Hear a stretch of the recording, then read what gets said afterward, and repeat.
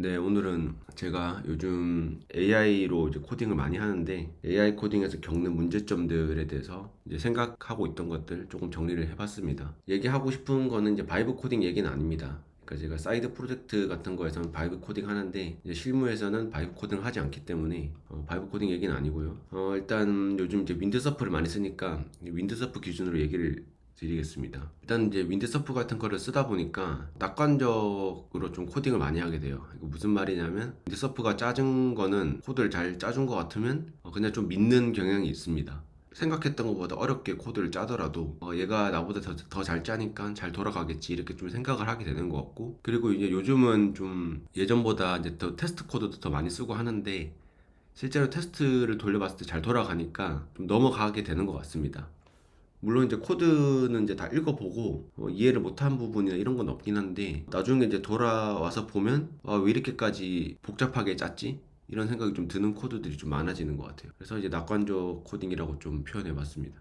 그리고 코드량이 상당히 많습니다. 이거는 이제 저뿐만 아니고 다른 개발자들 이제 다 같이 겪는 문제인 것 같아요. 사람이 짜면, 그냥 사람 개발자가 코드를 짜면 코드를 작성하는데 이제 한계가 있잖아요. 물리적으로 한계가 있기 때문에 하루에 뭐 몇만 줄을 짜고 이렇게 할 수는 없습니다. 수천 줄 짜기도 힘들죠. 근데 윈드서프 같은 애한테 이제 코드를 맡기면 코드량이 이제 무지막지하게 많아집니다. 그리고 새로운 코드는 그렇다 치고 이제 요즘 코드 리팩터링도 좀 많이 맡기는데, 코드 리팩터링 시에 이제 새로운 로직을 이제 추가하지 말라고 이제 얘기를 많이 하거든요. 이런 얘기를 안 하면 자꾸 코드를 중간에 추가를 하더라고요. 추가하지 말라고 얘기를 하는데 추가를 해서 이제 이런 거 꼭 얘기를 하고, 근데 또 희한한 게 새로운 로직 추가를 안 했는데도 코드량이 많아지고 있습니다.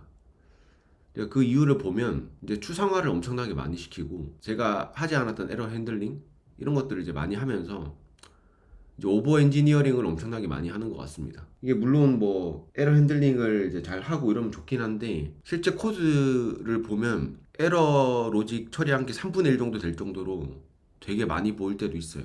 그리고 이제 제가 이제 뭐 개발자 입장에서는 뭐 시간이 부족하거나 이제 귀찮아서 구현하지 않았던 내용들을 AI가 구현을 해주니까 이제 처음에는 되게 그게 좋게 느껴졌거든요. 아, 얘가 잘한다라고 좀 착각을 하고 이제 받아들였습니다. 또 여기서 또 파생되는 문제가 코드량이 많아지니까 코드 리뷰 난이도가 이제 올라가게 됩니다. 코드를 다 못 보는 거죠. 그러니까 제대로 하나씩 꼼꼼하게 보기가 힘들어지고, 그리고 이제 결과가 매번 다른 문제가 있습니다. 같은 사람이 작성을 하면 그래도 코드에 어느 정도 패턴이 있잖아요. 그리고 예측이 됩니다. 예측이 되는데, 근데 AI한테 시키면 시킬 때마다 결과가 다릅니다.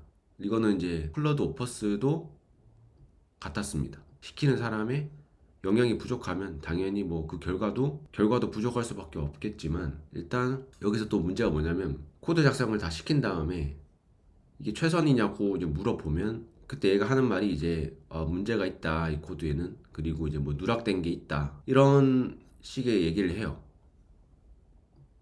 그래서 이제 뭐 얘도 실수를 할 수 있으니까 그러면 개선해달라 이렇게 얘기를 제가 하거든요. 개선을 해줍니다. 근데 문제가 그 개선 버전도 제가 좀 이상해가지고 물어보면 또 문제가 있다라고 해요. 그렇게 해서 한 4번, 5번 반복을 하다가 그냥 다 버린 코드도 있었습니다. 뭐 일단은 코드를 버리는 것도 버리는 건데 문제가 뭐냐면 이제 제가 혼란스러워지기 시작합니다. 이게 내가 잘못 시킨 것인가 아니면 얘가 잘못한 것인가 이런 것들부터 시작해서 이제 얘가 줬던 버전들이, 만들어줬던 버전들이 이제 코드가 다 엉망인 건 아니거든요. 뭐 대부분의 코드는 괜찮은데 자꾸 개선하는 이유들이 혼란스러워지기 시작하는 거죠. 그래서 이제 제 판단력이 이제 떨어지기 시작하는 겁니다. 이제 좀 바보가 되는 것 같아요.